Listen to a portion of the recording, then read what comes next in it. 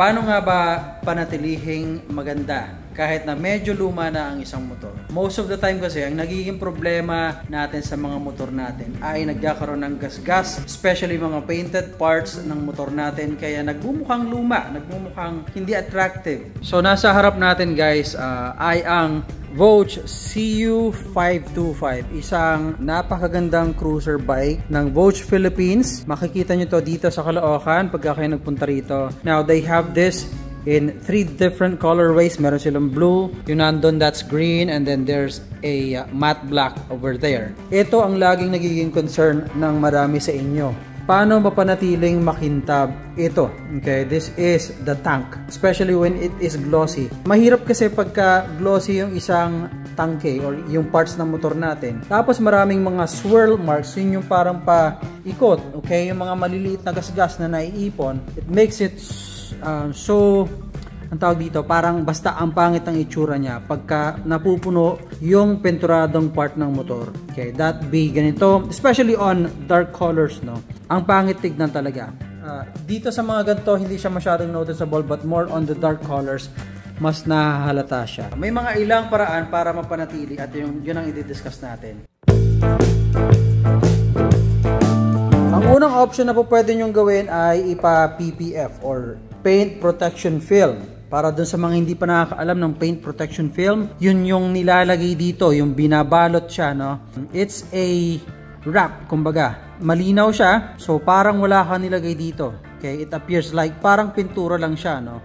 Or parang top coat lang siya. Maganda yon dahil meron siyang self-healing character or characteristic. Kaya pagka naiinitan na siya, bumabalik sa kulay niya. Yun nga lang, ang problema sa ganong klase ng protection is that it's very costly. Mas mahal siya. In fact, yun ang pinakamahal na klase ng protection. Okay? Normally, pagka ini-install din yan, nilalagyan na rin ng ceramic coating. Kaya mas lalong napapamahal siya. So, sa mga nagtatanong na po pwede ba yan na i-DIY or i-do it yourself, definitely, I will not recommend it kasi hindi po pwede talaga. It's only for professionals or it's only for those na talagang gumagawa na or trained enough para gawin yung trabaho na yan. Now, second way para proteksyonan ang pintura ng sasakyan o ng mga motor natin ay lagyan ito ng top coating. So, ito yung mga pinturado. These are glossy. Okay? Ito glossy, glossy, glossy. Now, yung top coat is pareho lang yung nandito na. Alright? So, basically, ito kasi from the factory, top coated na yan. Top coat is also what they call clear coat. Ayan. Clear kasi clear nga. No? So, ito, kumbaga, dodoblehan mo lang siya para mas maproteksyonan to. So, it's just pareho lang nito. Similar sa ginamit dito. Maybe, depende sa papalagay ninyo, mas durable kasi maraming mga brands yan and depende sa gusto mong mangyari. Meron kasi mga top coat na kung tawagin ay yung mga pang show car finish. Yun yung talagang parang nagdidrip yung pintura, talagang mukhang wet. Meron din naman na medyo matigas. So basically, it will depend on doon sa gusto mong mangyari. So once tinapcoat mo to, halimbawa, mas kakapal yung nakikita natin dito. At pagka syempre kumapal yan, mas protected siya. Pagka magbabuff ka pa in the future, syempre, mas marami ka pang area para i-buff siya, kumbaga. No? Kasi mas makapal nga yung top coat niya. Alright, next na way para maproteksyonan ito ay gamitan to ng ceramic coating.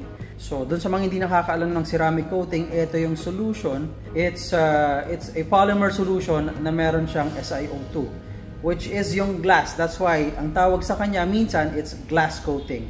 Meron siyang glass element component ng solution na to. It's chemical, definitely. At this point, siya yung pinaka matibay na pamahid. Well, baka narinig nyo na rin, ang graphene coating, normally, nagkakaiba lang ng konti yan. Mas matibay ang graphene, but definitely it will boil down to kung anong klase, okay? Kung anong brand, kasi magkakaiba ng category yan. Merong pang DIY, although I won't recommend kung talagang totally wala kang idea paano mag-DIY o paano maglagay, mag-ayos ng pintura ng sasakyan o ng motor. But yun, dun sila nagkakaiba. Okay? So, para dun sa mga hindi nakakaintindi ng ceramic coating, yun yung pinapahid dito. Alright? Pag pinahid mo dyan, magkakaroon ng isang layer or depende, dalawa, tatlo, depende sa gusto mo. Pwede kasing patong-patong yan. You can put in 2, 3, 4 layers of ceramic coating para mas kakapal pa to. So it's kind of a sacrificial layer kung tawagin. Kasi nga, yun muna, bago umabot ka dito sa clear coat, yun yung unang nasisira. Now, ang problema lang, kung minsan, may mga namamahalan sa ceramic coating. Okay? Although may mga murang klase ng ceramic coating, which is pagka mura masyado, ayoko magtiwala sa ganon. Pero kung medyo natitipid pa at ayaw mo munang magpa-ceramic coating, you can make use of a ceramic spray coating. Mura lang, pareho lang sa atin. You can buy it for 500 pesos or 459 yata if I'm not mistaken. So check nyo lang yung link dito sa video na to para makapag-order kayo. Pwede nyo nang gawin, yun ang magsisilbing pang maintain ninyo sa almost lahat ng surface ng motor. Ipapakita ko. So yun po, pwede nyo gamitin on plastics, walang problema, hindi namumuti. Unlike yung mga magic gatas, pwede nyo gamitin syempre sa mga glossy as well as doon sa mga matte painted na materials. Ito, pinturado kasi ito. Just like the tank, no? Yan po pwede yan. Alright? Siyempre, definitely pwede sa tanke yan. Pwede dito. Matte din ito. Even doon sa, wag lang sa gulong kasi sayang naman. Doon sa rims or mags natin, pwede. Almost every part. Para lang doon sa mga, kumbaga, madalas na dudumihan. Okay? But anyway, yun ang po pwede nyong gawin. And in fact, po pwede nyong gamitin yung ceramic spray coating natin sa ceramic coated na motor. Pwede yan as pang-maintain. Kasi just like I said before, wag nating hahayaan na yung ceramic coating lang ang magsilbing protection. You know, you have to maintain it every once in a while. Gamitan nyo to ng ceramic spray coating. If you would like to try mine, that's okay. Thank you.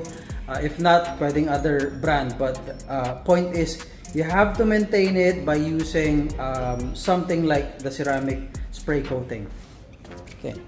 Now, next naman na po pwedeng pang protection ay ang sealant kung tawagan. Although hindi na siya masyadong ginagamit kasi meron ng ceramic coating, meron ng ceramic spray.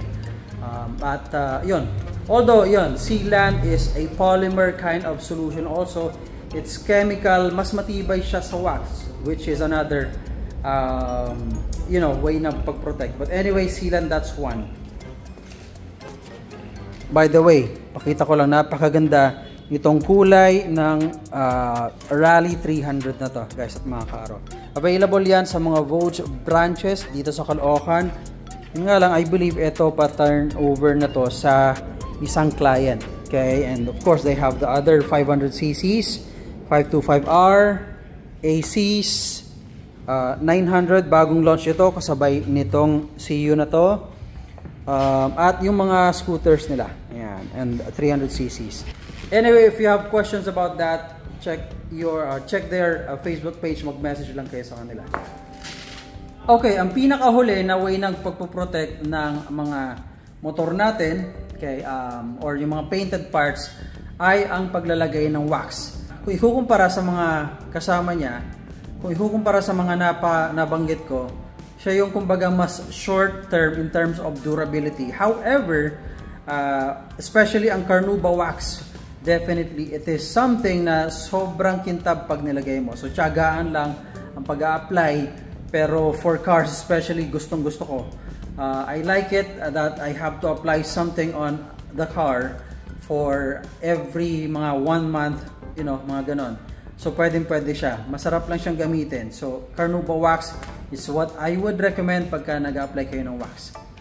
Kung gusto nyong ma-maintain, tumagal ang paint ng mga sasakyan nyo at ng mga motor ninyo, you may choose from the options na binigay ko. Okay? If you have any question, feel free to comment in this video. Okay? Anyway, if you'd like to try again our products, Shopee link is in the description of the video. Thank you so much for watching, guys, at mga kaaro. And ride safe and drive safe all the time. Bye for now.